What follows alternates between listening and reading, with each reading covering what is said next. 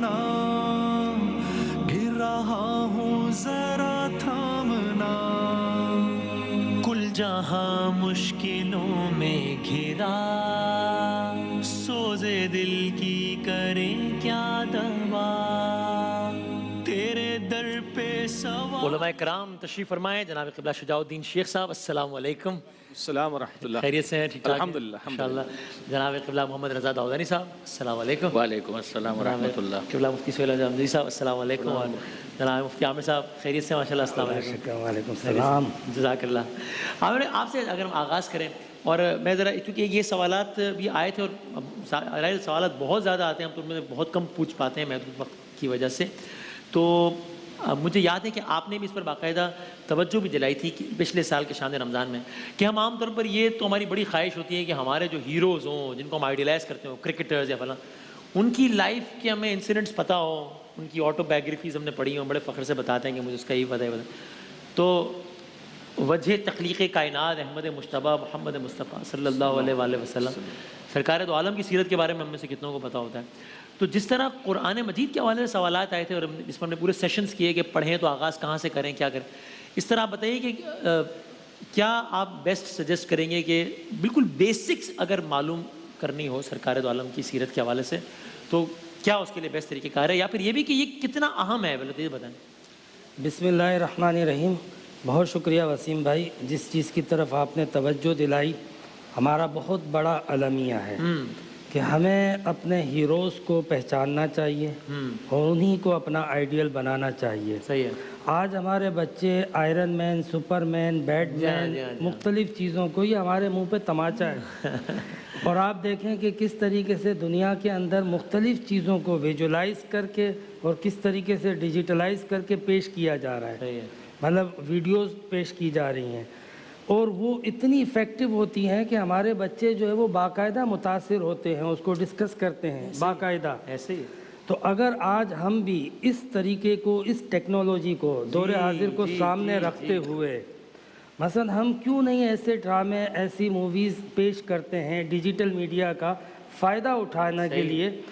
एक वक्त था कि जब प्रिंट मीडिया आया, उसमें भी हमने ताख़ीर की, पीछे रह गए। सही है। आज डिजिटल मीडिया आया है, दुनिया ने हर चीज़ डिजिटलाइज कर दी है। सही है। अपने हीरोज़ को, अपनी तारीख़ को, अपनी हिस्ट्री को, अपने ख़यालात को, अपने सब कुछ उन्होंने डिजिटलाइज कर दिया। फिर एक कदम आगे बढ़े, उसको बाकायदा पिक्चराइज कर दिया।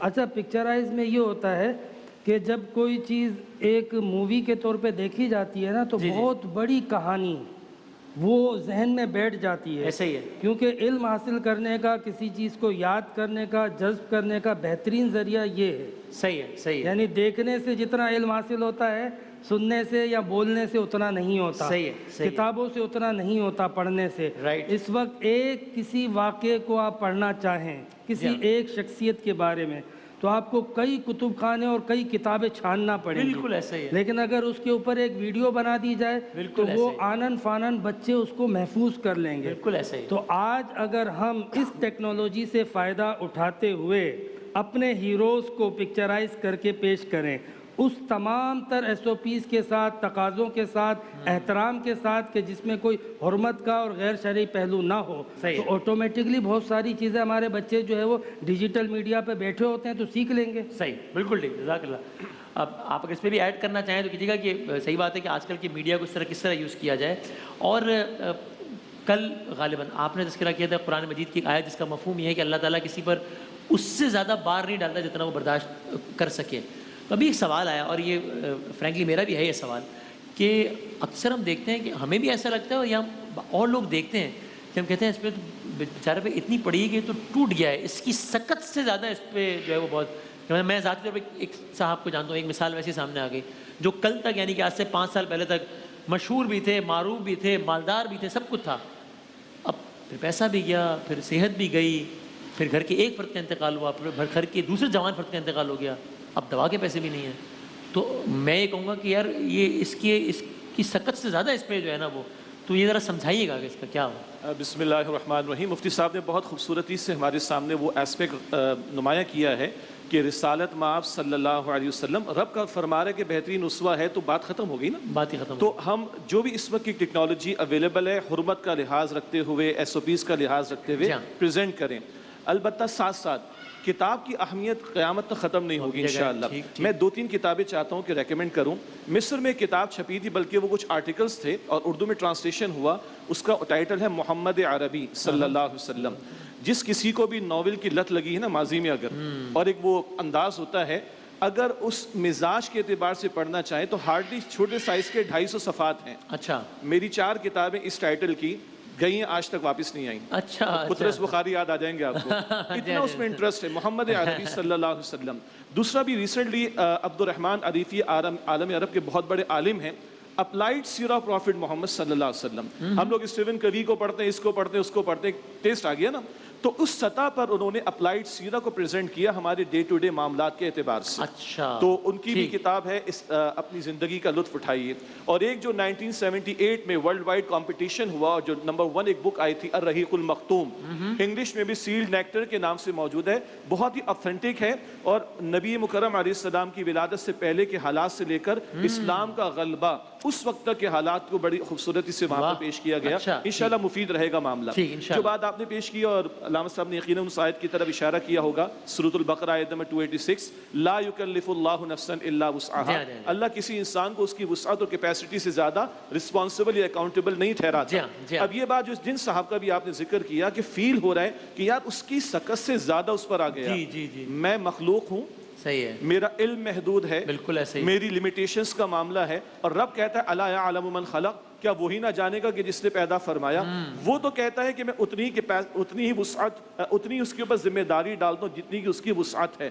ہاں، جب ایک صاحب ایمان بندہ ایمان کی روشنی میں ان حالات کو دیکھے گا. آپ نے فرمایا کہ گھر کے فلاں 2-3 افراد کا انتقال ہو گیا. ابھی آپ نبی مکرم علیہ الصلوۃ والسلام کے حیات طیبہ کی ابتدائی حوالوں سے کلام فرما رہے تھے، بات آگے بڑھے گی. اللہ نے اپنے پیغمبر علیہ السلام کو 3 بیٹے عطا فرمائے اور تینوں کا انتقال چھوٹی عمر میں ہو گیا. ایک صاحب سے پوچھا فرسٹ ٹائم میں نے تعارف کتنے بچے ہیں؟ 30 سیکنڈ کے بعد کہا 5. میں نے کہا اتنی دیر کیوں لگی؟ کہا ایک اللہ نے دے کر واپس لے لیا تھا تو میں سوچ رہا تھا شجاع بھائی اس کو میں ایڈ کروں یا نہیں. پھر بندہ کہنا ہے سوری. کہا کوئی سوری کا کوئی ایشو نہیں، اللہ نے اپنے پیغمبر کو 3 دے کر واپس لے لیے. یار ہماری کیا حیثیت ہے؟ بس نگاہ وہاں جائے گی تو بندہ ان مشکلات میں بھی صبر کر سکے گا. اور قرآن یہ کہتا ہے کہ وبشر الصابرین، اے نبی صبر کرنے والوں کو بشارت دیجئے. ایمان وہ دولت ہے کہ مشکلات کے حالات میں وہ کلمہ کفر سے بچاتا ہے، ناشکری سے بچاتا ہے اور بندے کو استقامت دیتا ہے، اور اس کیفیت میں بھی وہ اللہ کی رحمت کا مستحق بن سکتا ہے. سبحان اللہ. کیا کہنا ہے، کیا کہنا ہے. تو رضا داؤدانی صاحب اس کا مطلب پھر اگین وہی بات ہوئی نا کہ ہم پھر اس پہ بھی سرٹیفکیٹس دینے سے پرہیز کریں نا. اب میں آپ کو وہی داستان آگے بڑھاتا ہوں جن صاحب کا میں نے بتایا. تو ایک محفل میں جب ان صاحب کا تذکرہ ہوا کہ جن کے ساتھ یہ ہو گیا، یہ ہو گیا، یہ ہو گیا، تو ایکچولی ہوا کہ ایک اور صاحب نے کہا کہ دیکھو نا انہوں نے اصل میں یہ سب کیا تھا نا، یہ تو اپنے گناہوں کی سزا مل رہی. یہ ہم لوگ جو بیٹھ کے محفلوں میں طے کر لیتے ہیں کہ اچھا اس کے ساتھ یہ ہوا ہے، 2 بیٹے مر گئے تو اس کا مطلب یہ بہت گناہ گار ہو گیا. تو یہ مطلب یہ قطعی طور پر ٹھیک نہیں ہے نا کہ جب وہ سرکار دو عالم صلی اللہ علیہ وسلم کی مثال دینا، بات ہی ختم ہو گئی ساری. اس پہ فرمائے. بسم اللہ الرحمن الرحیم. اگر آپ اس کو اور ایکسپینڈ کر دیجئے. جی. حضرت ابراہیم علیہ السلام اولاد ہی نہیں تھی. زندگی کا ایک بڑا مرحلہ، بڑے مراحل طے کر لیے، اولاد نہیں ہے. جناب سارہ سلام اللہ علیہ کے پاس اولاد نہیں تھی. اور پھر اس کے بعد جناب ہاجرہ کے ساتھ جناب سارہ ہی کے ریکمنڈیشن پر عقد ہوتا ہے اور اس کے بعد پروردگار عالم اس بڑھاپے میں ایک اولاد دیتا ہے. پھر جناب سارہ کو بھی اولاد دیتا ہے. ذرا دیکھیے اس کے اندر قضیے. جناب زکریا علیہ السلام کی دعائیں ہمارے سامنے ہیں کہ جناب زکریا علیہ السلام بھی یہ دعا مانگتے ہیں کہ پروردگار بڑھاپے کے اثرات ہیں جو مجھ پر نمایاں ہو چکے ہیں، اور میں تجھ سے یہ دعا مانگتا ہوں کہ مجھے ایک ولی، ایک وارث عطا فرما، یرثنی و یرث من آل یعقوب، کہ جو میرا بھی وارث بنے، آل یعقوب کا بھی وارث بنے. تو آپ دیکھیے، اور اس وقت بھی جناب زکریا علیہ السلام کی دعا یہ ہے کہ اے پروردگار میں کبھی تجھ سے مایوس نہیں ہوا. صحیح ہے. لم اکن بدعائے کا رب شقیہ. یعنی یہ جناب زکریا علیہ السلام کوئی عذاب آیا تھا؟ نعوذ باللہ من ذالک. جناب ابراہیم علیہ السلام کے اوپر کوئی عذاب آیا تھا؟ نہیں. اس دنیا کا اصول یہ ہے کہ پروردگار عالم نے آزمائش، امتحان، یہ سلسلے رکھیں، اس میں بے شک مکافات عمل کا بھی معاملہ ہوتا ہے، لیکن اس کے لیے سیلف اسیسمنٹ زیادہ بہتر ہے۔ ہم کسی کے بارے میں کیٹیگوریکلی یہ بات نہیں کہہ سکتے، بلکہ ہماری ذمہ داری تو یہ ہے کہ ہم اس کے بارے میں حسن ظن رکھیں۔ آپ سورہ فجر کی اس آیت کو بھی پیش نظر رکھیے کہ جہاں پروردگار عالم ارشاد فرماتا ہے اما الانسان اذا مبتلاہ ربہ فاکرمہ ونعمہ فیقول ربی اکرمن، کہ انسان کا جب اللہ امتحان لیتے ہوئے اس کے اوپر اپنے اکرام اور انعام کی بارش کرتا ہے تب تو وہ بڑے مزے سے یہ کہتا ہے کہ میرے رب نے میری عزت افزائی کی۔ واما اذا مبتلاہ فقدر علیہ رزقہ فیقول ربی اہانن، مگر جب اس کا رزق تنگ ہوتا ہے تو فوراً، حالانکہ یہ بھی آزمائش اور امتحان ہی کے لیے ہوتا ہے، تو فوراً کہتا ہے کہ میرے رب نے تو میری انسلٹ کر دی، یعنی جو میرا آنر تھا وہی ختم ہو کر رہ گیا۔ وہاں پر آپ دیکھیے تو پروردگار عالم نے آگے ان جرائم کو بیان کیا ہے، کلا بل لا تکرمون الیتیم، تمہارا معاملہ یہ ہے کہ تم یتیم کا اکرام نہیں کرتے۔ تو ظاہر ہے کہ یہ کچھ ایفیکٹس ہیں، مگر یہ سیلف اسیسمنٹ زیادہ مناسب ہے۔ جس پر گزر رہی ہے وہ اپنا سوچ لے کہ میرے یا بہت ہی جو کلوز افراد ہیں وہ بھی اس کی انسلٹ کیے بغیر اسے تنہائی میں اس طرح سے سمجھائیں کہ جس طرح سے ہم سورہ نون والقلم کے اندر دیکھتے ہیں کہ اس صاحب نے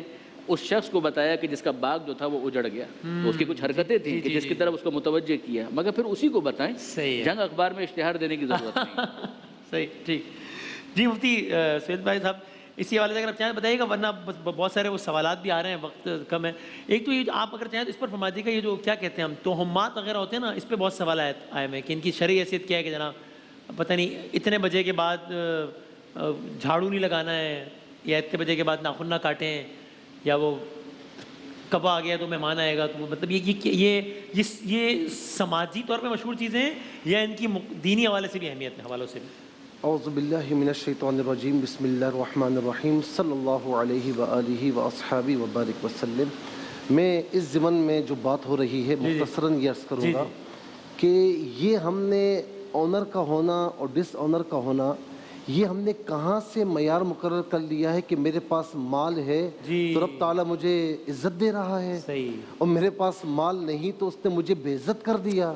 یہ معیار ہی نہیں رکھا گیا۔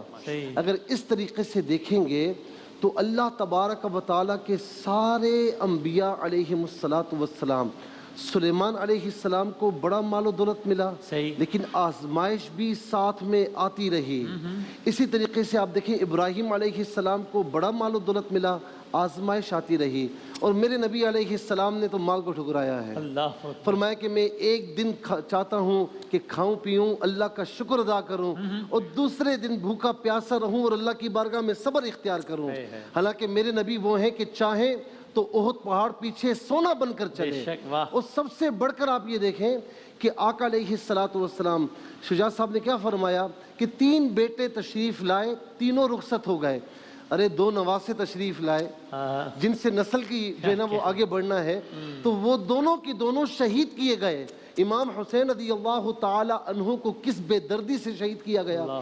اچھا میرے نبی چاہتے، سیدنا مولا علی المرتضیٰ چاہتے، دعا کرتے، دعا قبول نہ ہوتی؟ نہیں، آزمائش سے گزرنا ہے۔ میرے نبی فرماتے ہیں کہ جتنا اللہ کے راستے میں مجھے اذیت دی گئی اتنا کسی اور نبی کو اذیت نہیں دی گئی۔ حالانکہ زکریا علیہ السلام کو آرے سے چیرا گیا ہے، ٹھیک ہے، یونس علیہ السلام ایک عرصے تک مچھلی کے پیٹ میں رہے، لا الہ الا انت سبحانک انی کنت من الظالمین۔ تو بات ایوب علیہ السلام کتنے عرصے تک بیمار رہے، پھر اس کے بعد اللہ رب العالمین نے شفا عطا فرمائی۔ تو ان آزمائشوں سے اللہ رب العالمین نے سارے انبیاء کو گزارا ہے۔ میں یہ عرض کروں گا کہ ہم سمیت کسی پر بھی کوئی آزمائش آئے، یقیناً ہماری استطاعت سے بڑھ کر نہیں، اور ہم اس قابل کہاں ہیں، ہم اس قابل کہاں ہیں، ٹھیک ہے نا۔ تو ہمیں امام حسین رضی اللہ تعالیٰ عنہ کی تکلیفیں یاد کرنی چاہیے، اپنے نبی کی تکلیفیں یاد کرنی چاہیے، اور میں صحیح بات کر رہا ہوں کہ ہم تو اس قابل بھی نہیں کہ ہمیں یہ سانسیں عطا فرمائیں، تو ہمیں سیلف اسسمنٹ کرنی چاہیے کہ ہم سے کیا کوتاہی ہوئی ہے، لیکن یہ اسٹینڈرڈ مینٹین کرنا کہ کہ یار اس نے یہ کیا تھا یہ ہو کیا یہ گیا, اس لیے ہوا ہوگا. کیا پتا اس کی نیکیاں بڑھ رہی ہیں, اس کا اجر و ثواب بڑھ رہا ہے. اللہ تعالیٰ یہ چاہ رہا ہے کہ یہ اس دنیا سے رخصت ہو کر میرے پاس آئے تو بغیر گناہوں کے آئے. جی جی تو اسی لیے گھر بیٹھے ایسی باتیں نہیں کرنی چاہیے. دوسری بات توہمات کی آپ نے کہی, کالی بلی آ گئی, کوا آ گیا, جھاڑو جو ہے نا شام میں نہیں دینی چاہیے, یہ تمام کی تمام باتیں فضول ہیں, توہمات ہیں. اس کا دین اسلام میں کوئی عمل دخل نہیں ہے. ٹھیک, صحیح ہے.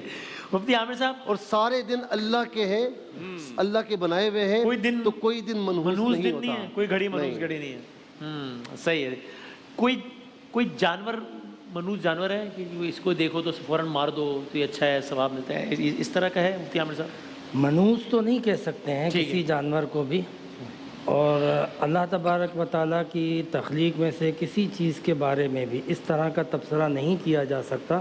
کسی ایکٹ کو, کسی فعل کو, وہ کسی کا بھی ہو, صحیح ہے, تو اس کے بارے میں تاثر دیا جا سکتا ہے. لیکن جو مارنے کا آپ نے ذکر کیا ہے, اچھا جی جی, تو چکپلی کو مارنا اور گرگٹ کو چونکہ اس کی نسل سے ہے, اور پھر وہ جو واقعہ تھا کہ جو حضرت ابراہیم علیہ السلام کے حوالے سے اور خود نبی کریم علیہ السلام کے حوالے سے, جو غار سور کے حوالے سے, تو اس واقعے کی مناسبت سے بھی کہا جاتا ہے کہ ان کو مار سکتے ہیں, چکپلی کو. ٹھیک ہے, صحیح. اور یہ ایک بتائیں, فقہ حنفیہ میں خواتین کے حجاب کا کیا معاملہ ہے؟ پھر آپ بھی فقہ جعفریہ کے اعتبار سے بتا دیجیے کہ خواتین کو باحجاب ہونا چاہیے, تو کتنا حجاب واجب یا فرض حجاب کہا گیا؟ دیکھیں اس میں مختلف اقوال ہیں, لیکن میں یہ سمجھتا ہوں کہ جو پورے آنکھوں کے علاوہ جسم کو چھپانے کی بات کرتے ہیں وہ تقوی پر مبنی ہے. ٹھیک ہے. لیکن چہرہ جو ہے وہ صحیح مسئلہ یہ ہے کہ وہ اس کے علاوہ باقی جسم چھپا لیا جائے. ٹھیک ہے. اب اس کا چھپانے کا انداز جو ہے وہ اپنا اپنا ہوتا ہے. میرا یہ کہنا ہے کہ آپ نے دیکھا ہوگا دنیا میں جتنی رائلز فیملی ہوتی ہیں, بادشاہ ہوتے ہیں, جی جی, تو ان کی جو گھرانے کی عورتیں ہوتی ہیں ان کو بڑا محفوظ اور بڑا جو ہے وہ کورڈ کر کے پیش کیا جاتا ہے. تو یہ حکم جو حضور نبی کریم علیہ السلام کو دیا گیا اللہ تعالیٰ نے, یا نساء النبی, تو یہ اصل میں وہ آنر تھا جو حضور نبی کریم علیہ السلام کے گھرانے کے لیے تھا. اسی کی اتباع میں امت کے لیے حکم یہ ہے کہ چاہے وہ جلباب سے, چادر سے, قرآن میں ذکر ہے, لیکن وہ اپنے جسم کو پوری طریقے سے کور کریں. سوال یہ ہے کہ فقہی اعتبار سے کیا پیر بھی چھپانا وہ ہے ضروری ہے کہ خواتین ٹخنے سے اوپر کا؟ اچھا ٹھیک, صحیح. فقہ جعفریہ کے اعتبار سے کیا ہے؟ اس حوالے سے ظاہر ہے کہ قرآن مجید کی آیتیں سورہ نور کے اندر اور سورہ احزاب, یہ دو مقامات ہیں کہ جہاں پر باقاعدہ پیراگرافز ہمیں نظر آتے ہیں. اس میں ظاہر ہے کہ سورہ احزاب جو ہے اس میں ازواج رسول جو ہیں ان کو خاص فوکس کیا گیا ہے, مگر اس کے ضمن میں بھی وہ گائیڈ لائنز ہیں کہ جو عمومی طور پر خواتین کے لیے اپلیکیبل ہیں. اس کے بعد ہم دیکھتے ہیں کہ سورہ نور کے اندر بھی بہت ساری باتیں اس حوالے سے موجود ہیں, اور احادیث کے اندر بھی کثرت کے ساتھ ہیں, اور پھر فقہا نے اسی کی روشنی میں اپنے فتاویٰ کو مرتب کیا ہے. صحیح ہے. تقریباً بات وہی ہے. ظاہر ہے کہ ہم ان پرنسپل گفتگو کر رہے ہیں نامحرم کی موجودگی میں. اگر نامحرم نہیں ہے تو حجاب کا وہ معاملہ نہیں ہوگا. صحیح. نامحرم کی موجودگی میں فقہ جعفری کے اندر بھی جو حجاب کا معاملہ ہے وہ یہی ہے کہ وہ ڈھیلا ڈھالا لباس ہونا چاہیے, اس کو اٹریکٹیو کلرز کے اوپر مشتمل نہیں ہونا چاہیے, جسم کے خد و خال نظر نہیں آنے چاہیے, پورا جسم چھپا ہوا ہونا چاہیے انکلوڈنگ پیر, یعنی ساکس بھی اس کے اندر ضروری ہیں. کلائی تک ہاتھوں کو ایکسپوز کرنے کی اجازت ہے, اور چہرہ بھی اگر وہ چھپائیں تو بہتر ہے, مگر فقہا اس کو واجب قرار نہیں دیتے.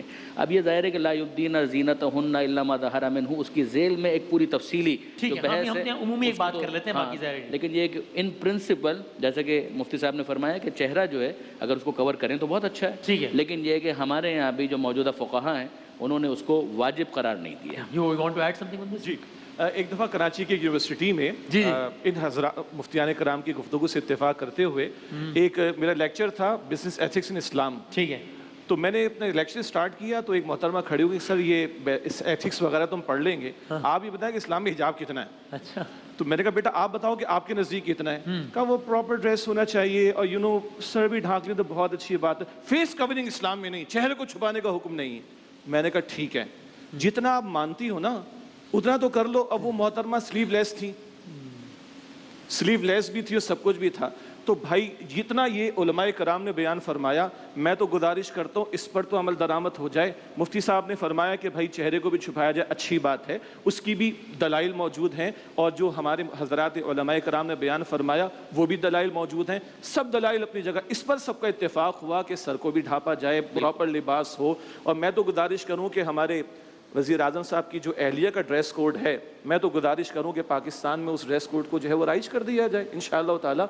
और मुबारक महीना भी है, अल्लाह ताला से हम दुआ करते हैं कि अल्लाह हमें इसकी तौफीक अता फरमाए, इसलिए कि हया रसूलुल्लाह अलैहिस्सलाम ने फरमाया हया और ईमान दोनों साथी हैं, अगर एक चला जाए तो दूसरा भी चला जाता है, हया गई तो ईमान भी गया। साथ आखिरी बात ऐड कर दूं, जब भी हया की और इसकी बात आती है तो हमेशा औरतों के मुताल्लिक ही कलाम आ रहा होता है, हालांकि ड्रेस कोड मर्दों के लिए भी मुतय्यन है। और अगर सूरह नूर की आयत का जिक्र आया कि वहाँ अहकामात हैं हिजाब से मुताल्लिक, तो पहले मर्दों को कहा कि वो अपनी निगाहों को नीचे रखें, फिर औरतों को कहा वो अपनी निगाहों को नीचे रखें। अल्लाह ताला से दुआ करें, मुबारक साते हैं कि अल्लाह हमें इन अहकामात पर अमल की तौफीक इस पे किसी दिन और मौका मिला तो मजीद बात करेंगे कि बेहयाई और बेपर्दगी ये दो अलग अलग चीज़ें हैं, इसमें ज़रा मजीद भी आगे बात करें। आप बस फाइनल कंक्लूड कर दीजिए, बस ब्रेक पे जाएंगे इंशाल्लाह। इस ज़िमन में ये अर्ज़ करूँगा, शुजात साहब ने बात की, मुफ्ती साहब ने भी और दाऊदानी साहब ने भी, बात ये है कि बात इसमें ये समझनी चाहिए कि देखिए मर्दों को ये कहना कि जी औरतें पर्दा करें, तो जिस तरह उन्होंने फरमाया कि आप भी निगाहों को नीचे रखें। अच्छा, औरत पर्दे की चीज़ है, बिल्कुल ऐसा है, ठीक है ना।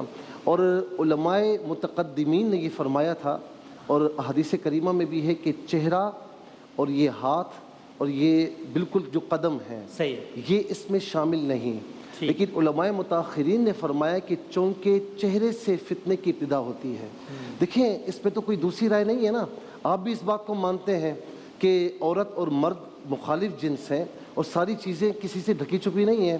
तो चूँकि फितने का दौर है तो मैं ये कहूँगा कि पूरा वजूद ढांपा हुआ हो, यही फितने से दूर होने का सबसे बड़ा जरिया होगा। ठीक, जज़ाकल्लाह। बहुत बाकी ये कहूँगा कि जितना मुफ्ती साहब ने फरमाया कम से कम इतना तो कर लें। इस पे तो सबका इत्तेफाक हो गया। बाकी सिर्फ जस्ट एक सिंपल स्टेटमेंट, आखिर लोग चेहरा ही तो देखते हैं, तो उसकी तरफ मुफ्ती साहब इशारा फरमा रहे हैं कि फितरे का इम्कान ज़्यादा है, तो बेहतर है कि उसको भी पोशीदा रखने की कोशिश की जाए। बहुत शुक्रिया, चारों उलमाए कराम का बहुत बहुत शुक्रिया। और गुफ्तगू इंशाअल्लाह रोज़ाना की बुनियाद पर जारी रहेगी। एक वक्फे के बाद दोबारा हाज़िर होते हैं इंशाअल्लाह। ये रमजान यूं आ गया, बन के रहमत ये फिर छा गया, कैसे तुझसे करूं साम